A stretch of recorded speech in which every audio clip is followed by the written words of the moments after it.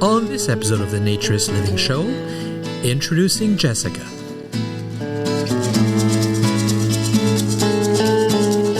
This episode of the Naturist Living Show is brought to you by Bare Oaks Family Naturist Park. At Bare Oaks, we offer traditional naturist values in a modern setting.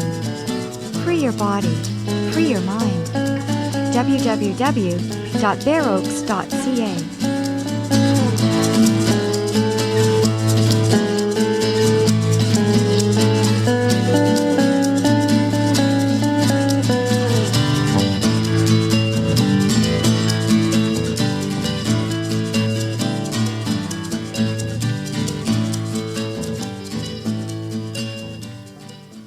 Welcome, dear listener, to episode 169 of the Naturist Living Show. And if you're listening when we're dropping this episode, Happy New Year, because it's the beginning of 2026. And hopefully this is a new start to the show, because as you heard, very sadly, in the last episode, Samantha hasn't been able to work on the show for quite a while now. And I was looking for somebody to replace her.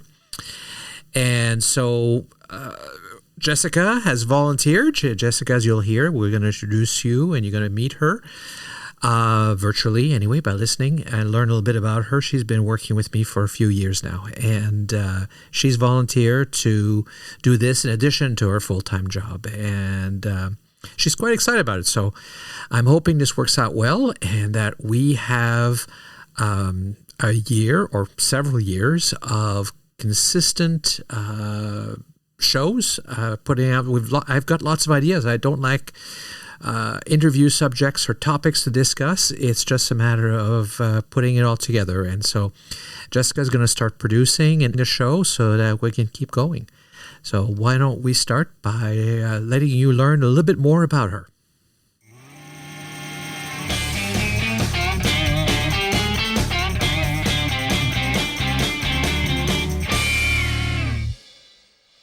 Okay. Okay. Hi, Jessica. Hello, Stefan. Welcome to the podcast. Thank you. Thank you. So this is a new thing for you. Yes, it is. Brand new. Yeah, we're here at Bare Oaks in the office, my office. Mm-hmm. And just so that listeners can learn a little bit about you as you get involved in the podcast. How long have you been a naturist? I have been a naturist within naturist environments since May 2022, when I first started here at Bare Oaks. What, you came for a visit? No, I came for a job. Oh, yes. Came for a job. Right. And so you came for a job interview. I did. Why did you apply for a job? You had no naturist experience before? No, right? Zero. Well, yeah, zero, I'd say. Well, what's well? Yeah, I've skinny dipped a couple times. I guess I've always slept in the nude, but definitely nothing with the philosophy of naturism previous. Right. Like naturist resorts or large groups of people you don't know. No, yeah, I've never been to a nude beach. Sitting in a restaurant naked. Definitely not. Right. So, no experience, and you decide to apply for a job. Did you not know you'd have to be naked in a job? I assumed. I did my research, and I sort of put two and two together. If I'm going to be in an environment, working in a naturist environment, it would make sense that I would also be participating, which I found later on was actually rare. But why did I do it? What made me do this? I'd always seen the signs of Bare Oaks Family Naturist Park on the 400 series, the highway series here in Ontario. And it always sparked my interest because it was so different. And I couldn't believe that this place was here in Canada when we don't see any nudity anywhere. It makes sense for Europe, people bathe topless over there, swim topless. Yeah, good. Normal over there. But I guess I was intrigued because you never hear it and it seems sort of taboo. So I looked into it. And then I realized there was a lot to do with body positivity and body acceptance and self-acceptance. And that is a journey I've been on for a very, very long time. It's huge in my life. So I thought, okay, this summer I'm going to try something new.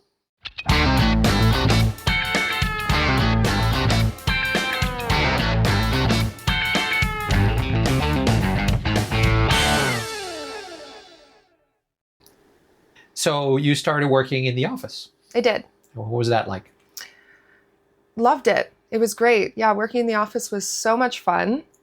It's great to be the front face of the park. It's great to welcome all the guests that have been going there for years. It's especially great to welcome new guests that have never been here before. Yeah, I had a lot of questions and I was brand new, but I think I got it right away. So it was really fun to be a part of other people's, whether it just be a weekend of fun or other people's long-term healing. It was really great. Really fun experience. So that was this summer, and you knew it was a part-time job. Well, not part-time, a full-time job, but a seasonal job. Yeah, I definitely came into this thinking it was just going to be a fun time in the summer. And then what were you going to do after? I hadn't thought about that. It was sort of a pivotal moment in my life. I was I think that's what landed me here. I was looking for things. I was looking for new experiences. I was looking to figure myself out, essentially. And so what happened? Well, I guess I just did so good. Well, you did do well. Thank you. You, at the end of the summer, you offered me a full-time, long-term position. Yes. Yeah. As what? As, I guess, the title. Yeah. The title, Manager of Peculiar Operations. And what does that mean? What do you do, Jessica? Just do it all, I guess. Yeah, just do all of the things that you don't have time for. Yeah. Or also, the reason I call it that is because they are peculiar projects. They're not. You don't have a lot of ongoing day-to-day responsibilities. Mm-hmm. You're not the manager. You're not running the restaurant. You're not on grounds and regularly doing things. It's about. This place is always full of special projects, right? Mm-hmm. And unusual things like when we print a coloring book last summer, or we do all kinds of things like those are all special projects. Right. And so often unique, unusual things. Like you're looking at an art hanging system right now, right? Mm-hmm. For me, for example, like, I don't know, I've never looked into that. Probably you would never have either. So yeah, they are peculiar, these projects. Right. Just many hats. Yeah. There isn't one certain thing. There aren't two certain things I do all the time. So I had to test you as well, because it's easy to be a naturist at Bare Oaks because it's fairly well controlled. But if you were going to be working with me a lot, you were going to be in environments that are less comfortable. So we went down to Hanlan's Point. Right. Yeah. Less comfortable in the sense of less controlled, less what I was used to here at Bare Oaks. Yeah. Yeah. Yeah, there was a fun day trip. Went to Hanlan's first. Yeah, to the beach. Yeah. Which wasn't very busy. How did that feel? But it was very hot. That was so different. I would say almost like a full 180 from Bare Oaks. Like, it's a naturist beach. It's a clothing optional beach, I guess. I should correct myself. You can't force people to be nude in public land. It did feel a lot more vulnerable because I know in that environment, not everyone is there for the same reason I am. It's just more open. It's just not as controlled sort of thing. But yeah, definitely it felt good. It felt like I was conquering another layer of body shame for myself. So that was good. Got a wicked sunburn that day. Lesson learned. Do you remember that? Yes, I do. Yes, I do. And I think we talked about it, but you didn't put on enough sunblock, or? I don't know. Not used to being fully exposed like that all day. So wear your sunscreen, folks. And then your next trip was a longer one, I think in October, right? When we went to Luxembourg. Yes. For the, no, not Luxembourg. It was in Bonn, Germany, the Congress? Bonn, Germany, yes, for the EuNat meeting. Right. Yes, the grouping of European naturists. because I am, and I was the president of the INF, and that was part of my job, one of the early ones. And you helped with the translations and stuff, right? Yes. Yeah. The translation, setting up all the media, or not media, setting up all the audio, video for that. So you were going on a trip with a man you barely knew in Europe. Did that feel weird at all? Were you concerned? No, because we had already spent the handful of like so much time working together before that. So, I realized that I had nothing to worry about. I'd never had a job before where I traveled with even colleagues and stuff. So I think just the private person I am, it was a little jarring. It's like, oh gosh, I have to, eat, sleep, and wake up with this person. Yeah. Yeah, because we shared a room. Yeah. I mean, obviously you had your own bed. Yeah. And but it costs. To me, it seems unnecessary to. I mean, I guess if you want privacy, that's one thing. But if you're naturist anyway, it's not as big of a deal in my mind. Well, that was the thing. It just seemed the whole thing is just very efficient. And when you think about naturist life, especially in the clubhouse here in Bear Oaks, the bathrooms and showers are communal. Yes. Well, there's a door on the toilet. Well, yes, yeah. Let's. There are some lines we should never cross. But yeah, it just sort of made sense. It's like, why do you need your own hotel room to get dressed and change in the morning? Yeah, and if my wife is totally fine with that because she knows that I'm not one to cheat, and that if you were in a separate room, even on a different floor, that wouldn't really stop anything anyway. If that's the kind of person you are, that's the kind of person you are.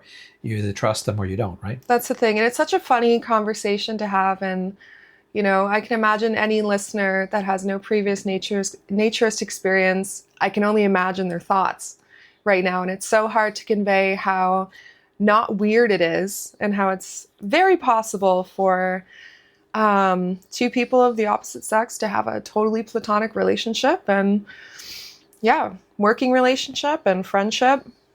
Yeah, and I think we're getting along well. That was part of it. I needed somebody that I got along with, that it had to be comfortable. It had to be somebody that I felt was open and to say what they're thinking and what's on their mind, and that we could be. You really have to become a team when you're going to spend that much time together, because you've traveled with me a few times now to Europe a few times, and we went on the cruise together as well. Right. The same cruise that Samantha and I did the year before. So and a lot of people assume that we're sleeping together and that we have more than a professional relationship, right? Yeah, which is it's a bummer to hear that, but it just it is. It's something I've learned, that because I was traveling with Samantha, I hang around with a lot of women and men, but women as well, and so people see that, and I don't know why, but they have to jump to that conclusion in their mind, right? And I suppose in a lot of cases in the world that does happen. Well, I mean, I've had people totally cold approach me and assume that between you and I just laugh and go, no. And I've had people even press and go, come on, you can tell me. I'm like, no, yeah, it might be a foreign concept, but. Well, it's okay. So clearly we know each other well together. Like clearly because we do, but it's not like we hold hands, or they don't see us kissing or doing anything intimate. So why the assumption? I don't know. Again, I think it's just such a bizarre concept for two people to hang out, spend that much time together, and have it just be a friendship. Crazy. And then you add the layer of naturism, and it's, you're hanging out naked all the time. Yeah. Which in a way, I guess, I don't know. Maybe, I don't know. I actually think that might make it easier in some ways. That's kind of weird to say, but you get to know each other really well completely. People always say in naturism there's people are more open and more personal very quickly. So you get to know each other really well. So there's none of that discovery thing. I don't know. I'm not sure where I'm going with that. And it's easy for me to say because I'm so used to it. Well, I think it definitely does break down social walls a lot quicker. Yeah. Yeah. So I don't know why everybody assumes that, but I think they would assume that even if we were not naturist. I think that's just the assumption in the world. And of course, only because we're both heterosexual and man and woman. Right. If you were a guy, nobody would assume that you're my boy toy or something like that when we're traveling together, or that I'm gay. Yeah, probably not as much, but I'm sure. Maybe some, I don't know. If you were a really attractive young man, I suppose, who was really buff, and I don't know. No, probably, I don't know. Would they? I don't know. That would I think less people likely. will always make assumptions because that's what we do as humans. Yeah. Is that an inappropriate term, boy toy? I don't know. Maybe we should cut that out.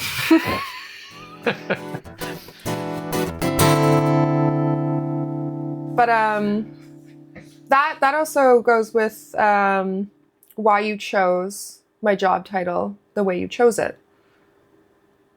Not liking the term personal assistant. Yes. Or executive assistant. No, I don't like the term personal assistant because, I mean, that is to a large extent what you're doing, but it has a connotation that more like you're subservient to me, and that's not the way I see it. I see us as a team. Yes, I know I'm the team leader, and a lot of it is my vision and that kind of stuff. But I also wanted somebody who had enough strength of character to not just agree with everything I say. Right. And that is you. So, that's what I mean. It's not just do what I say blindly. It should be, you should say, well, I'm not sure about that. And yeah, you can be wrong. Yeah, I could be wrong. It happened once, I think. Sure. Yeah, I thought I was wrong, and I was wrong that I was wrong. Yes. Just the one time. Yeah. Just that one time. Yeah, exactly. They're wrong and we're right, but it's hard to convince them of that. Well, we have to believe that. I mean, you have to, right? I don't want to sound like I think I'm better than they are, but I think we are. I think we've discovered something that's better than the life they live. Well, I wouldn't be here if I didn't enjoy it. Right. I wouldn't be helping you with what you do and the podcast if I didn't think it would benefit other people as well. Yeah. So I know there's maybe this sounds arrogant, but anybody who believes in that their way's better than another way, it's not just a hobby. We're not playing golf here. Like, it's not just a hobby that we're doing. It's something about, my opinion, trying to make a better world, trying to make people happier with themselves and in their life and who they are. Right. Some people even said it's helped with their depression to come here. So, things like that. Yeah, I have heard that a lot as well. So, yeah. So, okay. So, yes, I'm not apologizing for othering to a certain extent.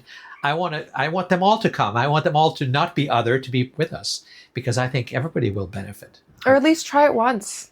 Yeah. Or at least try it once. But I think, like you were saying, it takes more than one treatment, if you will, to get over it. Like, the societal pressure out there is enormous, right? You grew up with this feeling of, a lot of people have told me that they feel more comfortable. Well, you've told me this. Yes. Like, where do you feel more comfortable? Because we have a restaurant here. Would you feel more comfortable serving people nude here or serving in a restaurant out there? Right. Yeah. Serving people nude here. Yeah.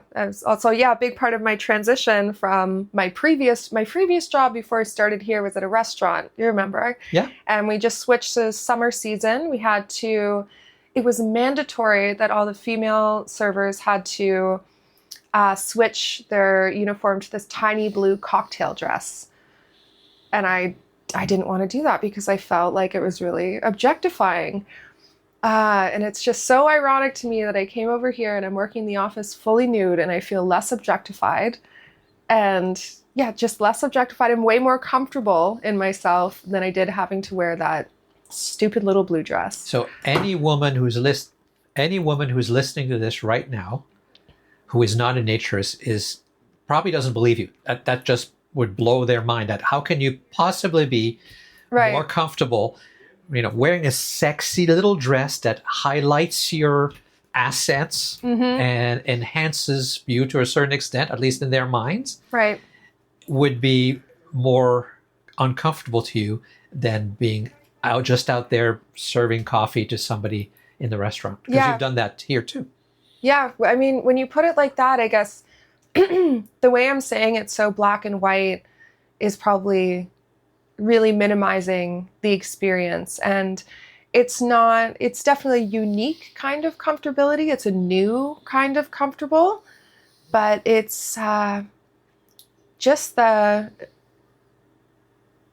tranquility of knowing that I'm not being objectified is just, that's where the comfortableness comes in. And accepting my body fully, that's a journey. That's not an overnight thing. Again, it's all about context, though, isn't it? It is, yeah, and everybody's different. Because if you were nude on a stage in a strip joint, it's the same thing.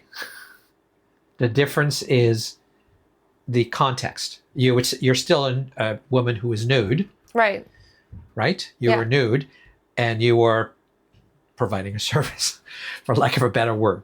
Entertainment, yes. But the difference is why you're doing it and why their customers are there. Yeah, and the environment. The totally. environment. Yeah. But the intent. Physically, there is no difference. So context, it's just like the definition of what we talk about with porn. Yeah. What makes it porn? It's context, your intent, and everybody else's purpose and intent while they're here, right? And who has the power? The perception of nudity is so instant. Like when I tell people what I do for work, I can see their brains just click instantly. And a lot of people go, oh, well, I'm never going to your workplace, because it's, they've sexualized it instantly. And it's so hard not to sexualize nudity, but it's possible. You've met Leanne, who organizes the comedians, right? Leanne's great. We've done a podcast on that for anybody who doesn't know about it. Leanne said that the comedians, when they talk about doing this, say, oh, do you get paid a lot more? And they said, no, because the perception is if you're nude for the purpose of, people looking at you for a purpose of being objectified or sexualized, then you generally in the world, you get paid more. Like people who model nude, people who model underwear get paid more than people who model clothes. Right. There's like a premium danger pay, whatever you would call it, because that's seen as something negative or something that's more difficult to do or whatever. But then she said, no, here actually it's the other way around. We feel more comfortable than when we're on stage in other places, despite the fact we're nude. So it's the same kind of thing you were describing. The nudity is no longer a premium thing. It's the other way around. It's a benefit. Yeah. It's an advantage. And I guess if you have stage fright, you don't have to picture everyone naked. They just are. Yeah, there's an equality, of course, as well.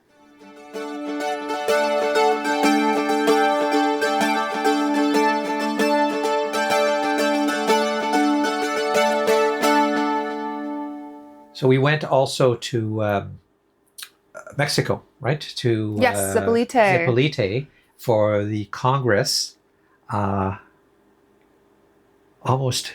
It's a year and a half ago. Because it wasn't last year, it was the year before. And that Zipolite, we did a podcast on that. That's a beautiful small community.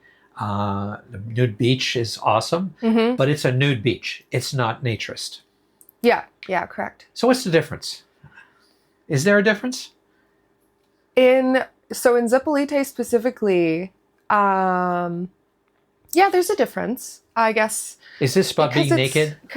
What do you mean? Is this all about being naked? Is that all it is? Bare Oaks or in Zipolite? Yes. What's the difference between the two? Zipolite is clothing optional, so not everybody has to partake. Right. So I guess it's less of a philosophy. So there you get a mixed bag of people. Some people that just want the exhilaration of being able to not wear clothes because it's so foreign to them.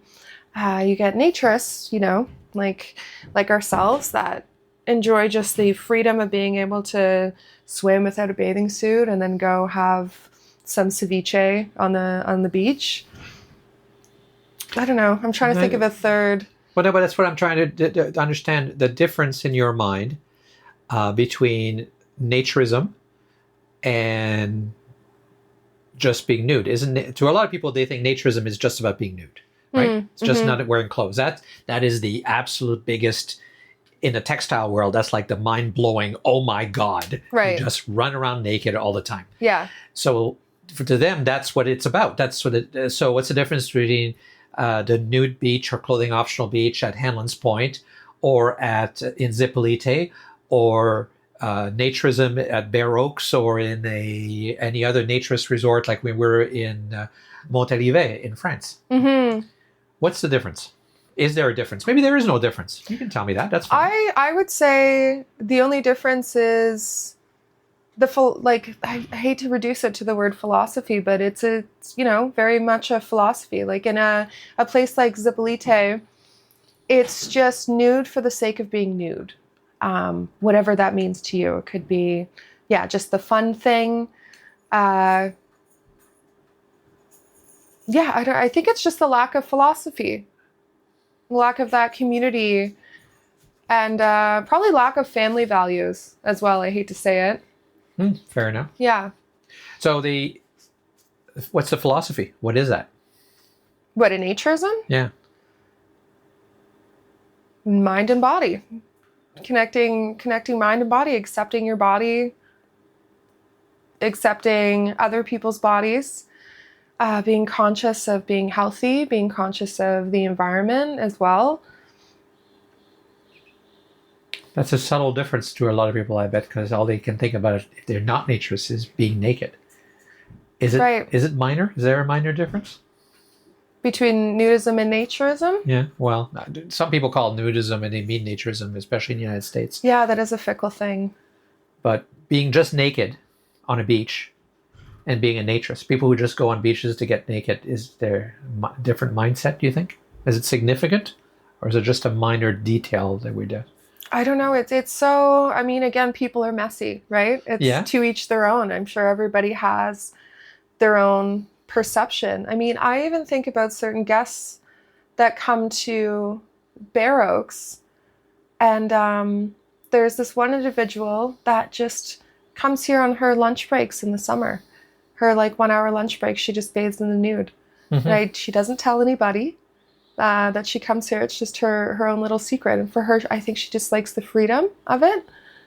So it's different for everyone.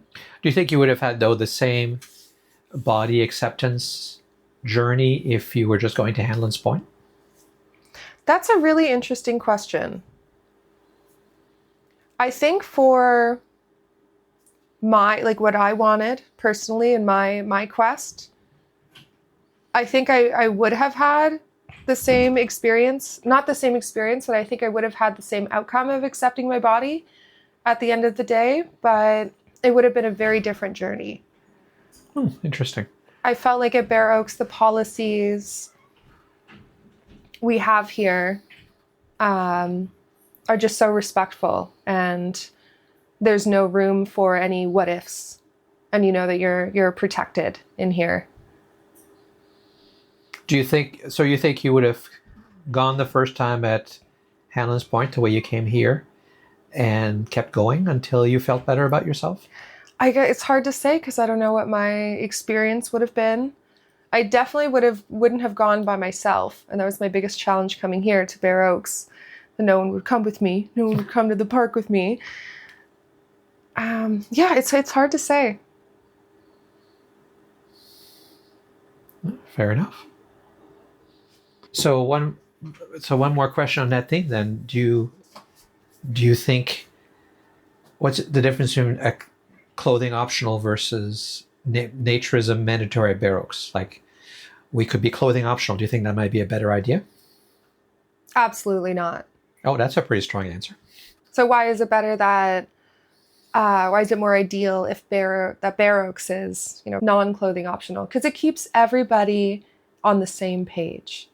everybody, then that ensures that everybody is there to practice, whether you want to call it nudism or naturism, or just taking your clothes off, just spending the day without your clothes off. That non-clothing optional puts everyone on the same level, and there's no room for, I hate to go back to perverts, but perverts to come in and walk around fully clothed and just enjoying the views and not having to participate. So you have a definite, very strong opinion about that. Me personally, yes. Yeah, I do. Oh, that's okay. That's good. Yeah. Obviously, I agree. Right? And you've experienced a variety of options now all over the world. Some clothing optional, some not so much so. Mm-hmm. But because of our role, we've always been the ones without our clothes on, regardless of what everybody else is doing. Yeah. And has that ever felt weird?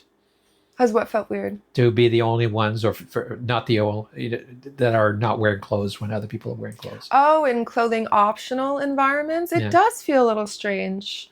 Yeah, especially the warmer the weather. You sort of look around. You're like, God, you're making me sweat. Why are you wearing clothes? Yeah, it just doesn't feel. It's not the word fair. It just doesn't feel like everyone's there for the same reason. Yeah. Yeah. Yeah, not to other the textiles or anything. Well, they're all wrong. So yeah. So now it's been, you're going into the 4th year. No way. I know, right? Really? Yeah. Yeah. Because it's December 2025 that we're recording this. A lot of people listen to shows into the future, and so giving a little timestamp is useful. And so in 2026, May 2026, it'll be 4 years. Yes, it will. So. Wow. Still happy? Yes, yeah, very much so. All right. Well, the role has been slowly evolving, right? It wasn't the same 2 years ago as it is now. It's constantly changing, and I guess that just goes with the peculiar operations. Right, exactly. You're helping a lot more with my other business, AEC Daily, where we do education for architects and engineers, because that's an area that I need the most help with, and that's where you are now. Right. So it doesn't prevent you from helping here and there, because when you take some of the load off the naturist side, it means I can focus more on AEC Daily. It's always a balance, right? I mean, I have 3 full-time jobs. Yeah, truly. So that's a lot. And I try to sleep. So sleep is important. Yeah. So now you're going to be helping with a podcast. Yes, which I'm very excited for. I've never done a podcast before, and the editing I'm looking forward to. Right, helping me produce and edit and do all the work so that we can do more episodes more frequently. We're supposed to do 12 a year, and we've had some challenges that we've talked about. Well, I've talked about in the last episode. So, yeah, and so I am hoping that we can get back on track for 2026. Yeah, and I'm really looking forward to being a big part of it. Looking forward to the content we're going to be putting out, new people on the show. Yeah, looking forward to being part of the editing, production process. I was in art school for a hot minute, so I have a little bit of editing background, but I remember loving it very much so. Good. It was definitely a creative, artistic thing. And that's the part that I like about doing this, is it gives, it's an outlet to do something. So much of what I do these days is not creative. It's just managing, dealing with people, dealing with the INF is dealing with federations and leaders of federations, and managing people who are working on things that and coordinating. Same thing with Bare Oaks. There's no time to do much of anything. Sometimes I would just like to go and dig a hole for a fence post or something. It can be kind of fun. Like I shoveled this morning because there was a lot of snow. Right. It's kind of fun to actually do something and feel a sense of accomplishment, but I don't get a lot of that. And certainly not at AEC Daily with all the people there either. So right. It's more about leading and meeting. You're the bird's eye view, making everything happen. Yeah, everybody envies that until they get there. Managing people is messy. People are messy. People are messy. So that's the challenge. So, but there are lots of interesting people too. And that's the other side. And that's what this podcast is about, right? It's about meeting interesting people who know about stuff and having them tell their story, their experience with, well, often naturism, but not just naturism. We talk about things that are adjacent to naturism, that are relevant to naturism, because it's not just about being naked. It's also about a lot of issues are about body acceptance and the body shame that's out there and the discomfort that we have with ourselves and who we are. Right? And that's right. It's a problem out there. Society's vision with nudity or the body. So it's been almost 4 years. Are you there? Are you 100% comfortable? I would say so. Yes. Yeah, I'd say so. I came into the park with, I hate to say, but like a pretty huge disdain for my body and just wanting to be okay with it. And yeah, I can say for certain after 4 years of, my weight fluctuates sometimes and it doesn't hold me back anymore. I mean, right now is the 31st. We're through the holidays.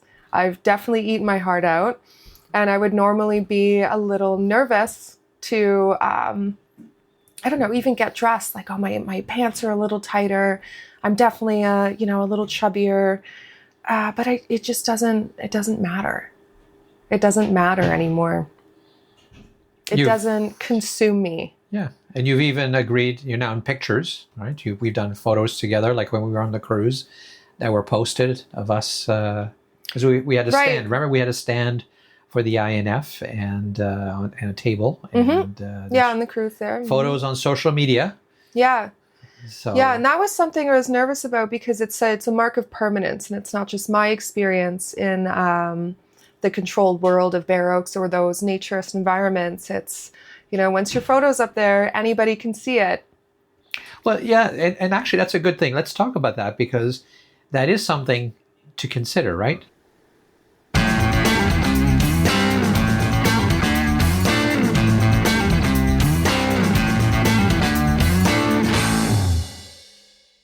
So first of all, as a woman, to be public about naturism on social media means harassment. Like, unfortunately. We've done, there's a few episodes on that, and people say, why aren't there more women open in social media? Because if you've ever tried it, as a woman, you may have been abused. Like we had friends who just liked something I posted, and as soon as they liked it, they got contacted by, I don't know, dozens of men. They were all men, trying to friend them, right? And that's a little creepy because they hadn't even commented on the post. All they'd done is hit that like, which means some guy went through, or a number of guys went through, not just the comments, but looked who liked the post and then proceeded to try to friend all those people. I mean, that... I'm sure that men don't have that experience who are listening. Perhaps not as much. It definitely happens, though. I mean, that's the experience of women on social media in general. Definitely more... it's just easier to see the intent in a context like that. If I get a bunch of followers after I comment on a naturist post or... like a post in the Bare Oaks Instagram. That's a woman's experience on social media. I would say naturist or not. Or not what? Sorry, not what? Like, women get sort of harassed on the internet all the time. If I post a photo where, I think I look pretty or I'm at the beach wearing a bathing suit, that I'm still going to get the same gross... pervy men trying to befriend me on the internet as me posting something on a naturist post. I think though somehow when you're a naturist, you're even more vulnerable, or maybe you feel that way if you're not used to it. I don't know. What's your experience been? You're open now on social media. Yeah. It's I actually haven't had a lot of like harassment whatsoever or people adding me. Because my picture's been on, Bare Oaks. It's been on, I think I'm published in a couple magazines now. My name is published in there, but I have not had, I haven't had really any experiences. Got the random follower on Instagram, but I'm also very vigilant on social media. I always have been, because again, it's a sad reality you have to live as a woman out in the world. So I think I already had a little bit of a blockade, or maybe I'm just in tune to what people's intentions are on the internet. But it's never made me feel unsafe. That's fair. So the decision to be in a photo, what was that like? What does that mean? It meant for me that, I hate to say, but selfishly, it was a big part of me accepting my body and being proud of my body and saying, this is mine and that's what mine looks like and that's what yours looks like. And I guess in the same thought was, I'm not knocking my body whatsoever, but every woman's body is different. But I know I don't have the quote unquote Barbie model figure. I guess what society would call like the perfect symmetrical body. And a big thought of mine is, if other women with perfectly beautiful bodies that maybe don't fit into society's norm or the society's mold can see that I accept my body and I'm out there having fun, enjoying myself with this beautiful community of people, I hope I can be inspiration to other women that maybe felt like I did about my body in the past to accept theirs and carry that day to day, because the self-acceptance without having to hide your body with clothes or play dress up is, I don't even know the word for it. It's something I never thought was possible in my life. Well, yeah. But and that's interesting, because I understand what you're saying, and I've heard, and we've talked about this before, and how you felt, especially that I've been part of that journey you've gone through. Mm-hmm. But I've also, for 4 years, you're a single woman, and I've seen you dating, and you don't have any problems attracting men, right? No, and it's a funny thing to say. Yeah, you've seen me in and out of relationships. Yeah, so it's not you're not unattractive, obviously. Right. Even if you don't look, and I hate this word, perfect.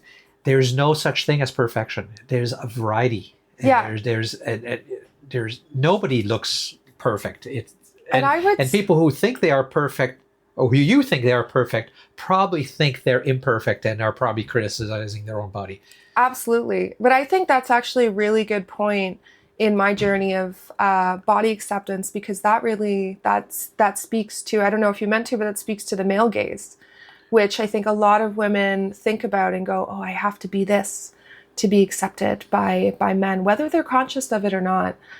But another thing naturism has taught me is, I've always been confident, I guess, but I didn't accept myself fully, like full body acceptance. Talking about those, little fluctuations in weight, when you get your period and you get a little bit bloated, that sort of acceptance is invaluable. Well, a sort of body dysmorphia. I don't know if it's that extreme, but where you... Oh, definitely used to be. Oh, Mm-hmm. yeah? Oh, for sure. Where you think you look way worse than you really are. Oh, yeah. Yeah. I mean, the reason, something that led me to naturism was my history of, and disclaimer here for people listening, but my history of eating disorders in the past. Yeah. That's tough. It was very tough. Totally consumed me. I did a lot of work, did a lot of personal work, and rid myself of those, but still didn't accept my body, which is an interesting concept. I healed, and I had a better relationship with food, and I had a better relationship with myself, but yeah, coming to Bare Oaks was, I think, the final healing. It was like putting the cast on the broken bone, I guess. Or no, it wasn't putting the cast on the broken bone. It was doing the physio after the cast was removed. That's a better analogy. Well, it's taking you a whole different way. You can talk about something all you want, but when you took all your clothes off and you had no choice but to accept who you were, I guess, right? That's a perfect way to put it. Yeah, I could talk about it for days. I could talk about it in therapy for days. But the act of, I'll never forget it, my first break on shift here, just walking around outside, walking around through the pond. I think I watched an otter eat fish and slap his tummy. And yeah, just walking around accepting my body was, yeah. Now, it wasn't really that helped. instant, was it? No. It helped right away, but I saw you struggle for a few years back and forth, yeah? Yeah. Yeah, definitely. I mean, healing takes time. The way I've thought about it is I spent more than half of my life just absolutely hating my body and being so uncomfortable with it. And that kind of change doesn't happen overnight. So it was a long road. Well, it's any kind of therapy. I mean, we can't call it therapy because it's not structured and there's no medical behind it, but it has a therapeutic effect, shall we say. Heliotherapy. Heliotherapy, yes. It has a therapeutic effect in helping you accept who you are. There's no question, right? So, because you kind of have no choice. I think we kid ourselves a lot in society into thinking that we can hide it all under clothes. And I guess to a certain extent you can a little bit, although I still think people look like who they look like, even when they have clothes on. I'm pretty sure I know what most people look like naked when they take their clothes off. And I find, myself included, that clothes sometimes can actually enhance the parts that you're trying to hide. Like if I wear pants, you can see love handles. You don't see any love handles right now because I got nothing. Right. It's all kind of smooth line. But the moment I put on pants, I get a little bit of tummy and everything and going over the edge. And then you put on a shirt to hide that, I guess, or whatever. So, yeah. Yeah. And in women's clothing, there's the shapewear. Yes. Spanx, I think. Yes, one brand. There's a lot of different brands that reshape who you are. And yep. Yeah. Well, when you wear nothing, you don't need to reshape anything because you are one smooth body, right? Yep, exactly.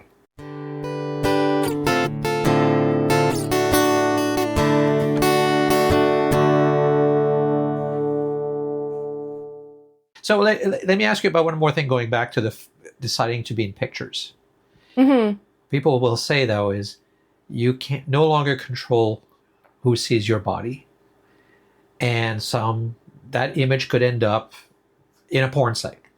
Right, yeah. Or, yeah, that image can be looked at in so many ways. Yes. So many ways, and you have no control over that. So how did you think about that? Oh, absolutely. Yeah, definitely. At the beginning I was really, really hesitant because not that I'm ashamed of my body, but one thing I love about naturism specifically is that I'm not an exhibitionist. I'm not here to show off my body. I'm not here to say, hey, look how good I look, and hey, look how comfortable I am now. So at the beginning, knowing that some people are going to look at those photos and they're only going to objectify me and just see a naked woman and think what they will with that photo, it felt like a violation. Sure, yeah. That's why people get so upset when revenge porn, as it's called, right? When some boyfriend sends ex posts your... Oh, right, yeah. Yeah, they post your photos, your intimate photos. A nude photo generally from most of the world is an intimate photo to a porn site. They feel very violated. Yeah. Yeah, well, much different. That's a, definitely violating act. But right. So what's the difference? The difference with... It's... objectively, it's the same thing. Your nude picture ends up in a place and in the context that you don't want it to be. Right. Even if it's just a candid photo of me on the beach here. Right. Yeah. But you're nude, which to a lot of people, that's an Right. intimate, private thing that they shouldn't be. So what's the difference? If someone maliciously puts an intimate moment No, but on a why are you website, okay? What I'm saying is, why were you okay with this?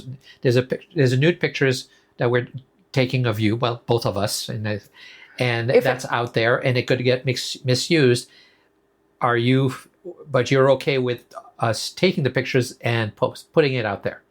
I guess, how do I feel if it ends up on one of those websites? No, I'm just more asking why you were okay doing it, knowing that that's a possibility. I think it was just an understanding at the end of the day that I cannot control everyone's thoughts. Right. And do we need those pictures?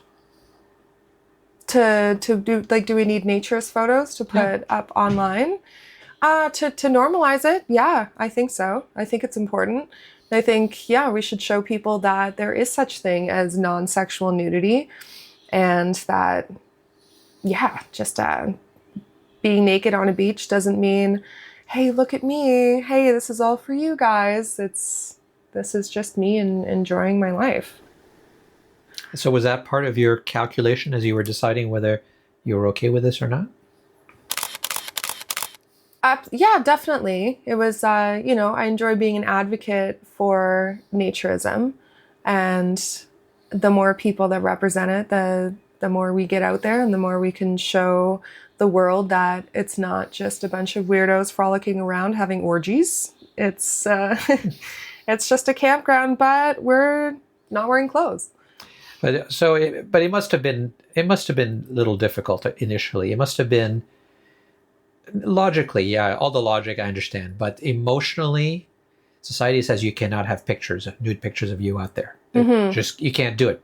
People get very upset. Celebrities pay lots of money to buy those out, so they disappear. Well, most of them. Some just say whatever, right, which I think is the better reaction because it loses its power.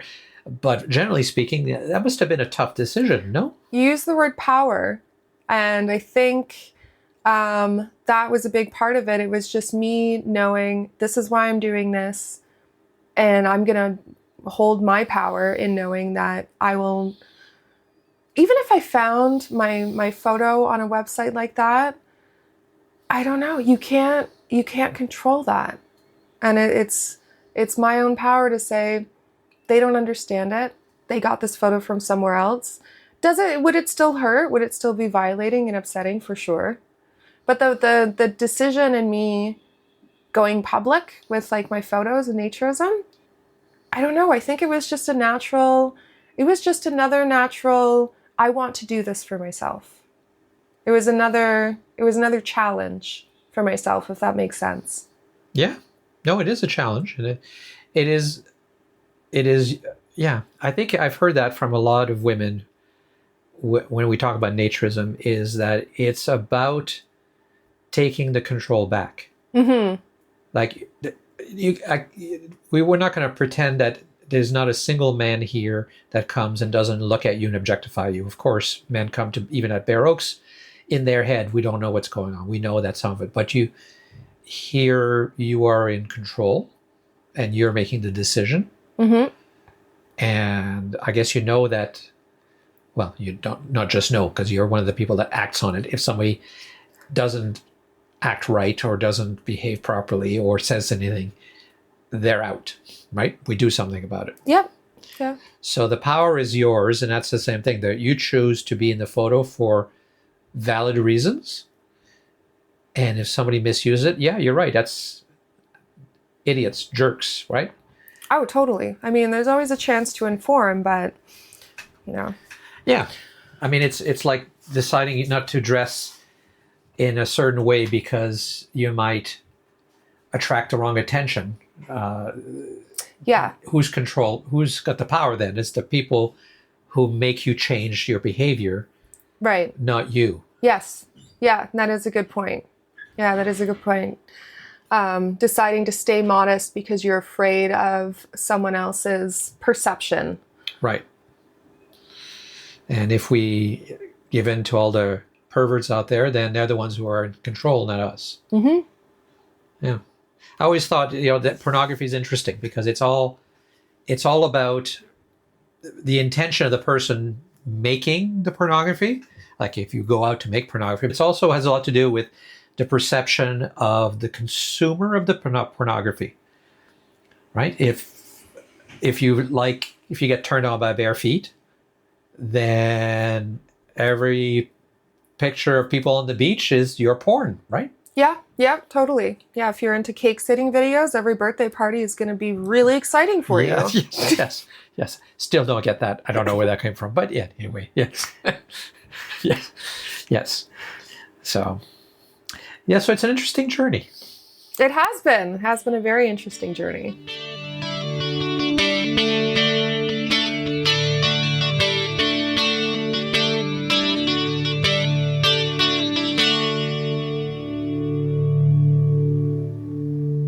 Where's it going from here? I don't know. I guess we'll see. Yeah. Yeah. It's going to be interesting. Well, I think my personal journey is, and especially helping out with the podcast now in the future, is to talk to other people. Maybe it's my turn to be a mentor and a naturist mentor for someone else's journey. Not that I'm, Stefan Deschamps or anything, but... Oh, don't say that. That's not... I know you hate that. No, yeah. But I'm still a baby in the naturist world, but I have definitely, through my experiences working with yourself at Bare Oaks and helping out at the INF, I've learned so much. So much. And maybe it's time for me to give back. Maybe it's through this podcast. Maybe it's through projects of my own. We'll see. So that was a much longer discussion than we originally anticipated, but we enjoyed it. We found it an interesting discussion. We always have interesting discussions. I hope you enjoyed it as well. One point to correct, because we discovered afterwards that we were wrong. The first time that Jessica and I traveled together was in 2022 in the fall, in October, but it was for the Congress of the International Naturist Federation, which was in Luxembourg. It wasn't the EuNat meeting. Everything we were talking about, we were both thinking of the same trip, but we were confusing which event and the location. So just for accuracy's sake. Well, that's all for this episode then of the Naturist Living Show. Thank you as always for listening. Thank you to all of our supporters who've been there and kept supporting us throughout these challenges that we've had in terms of producing and editing the show. Again, my name is Stéphane Deschênes, and I'm the host for the podcast and the owner of Bare Oaks Family Naturist Park. And now I make the show with a lot of help from Jessica, who is going to make the task a lot easier by producing the show, keeping me organized, and doing all the time-consuming editing. The theme music for the Naturist Living Show is The Day We Met by Mark Hodges. You can find links to all of the items I mentioned, or that Jessica mentioned, that we talked about in the show notes on the website at naturistlivingshow.com. And please keep sending your comments and suggestions. We always appreciate getting them. The show's email address is contact@naturistlivingshow.com. And we can't promise that we'll use it, but we'll definitely read it or listen to it, depending how you leave the message.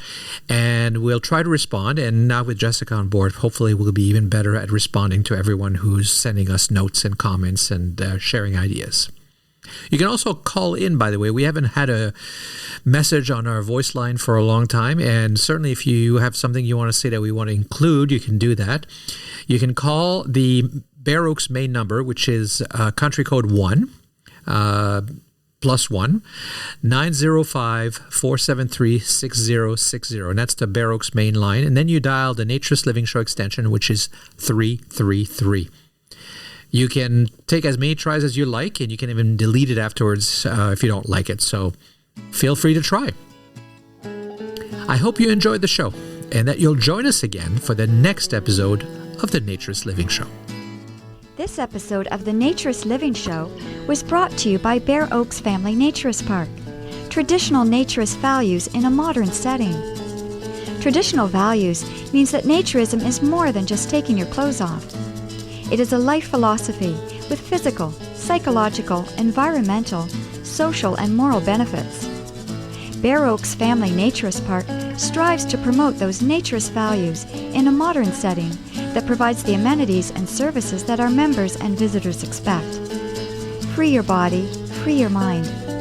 Learn more at www.bareoaks.ca.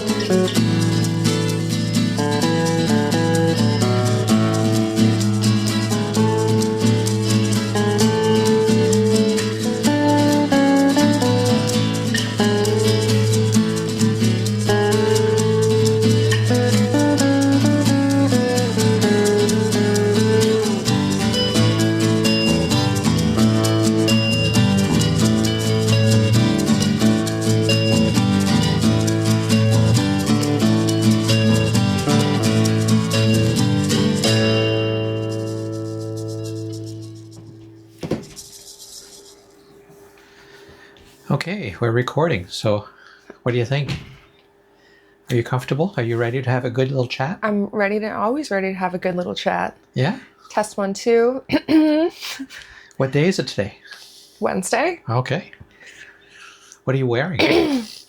My birthday suit. Oh, your favorite outfit? Or? My favorite outfit. Oh, that's good. Me too. The one I was born with. I washed it this morning.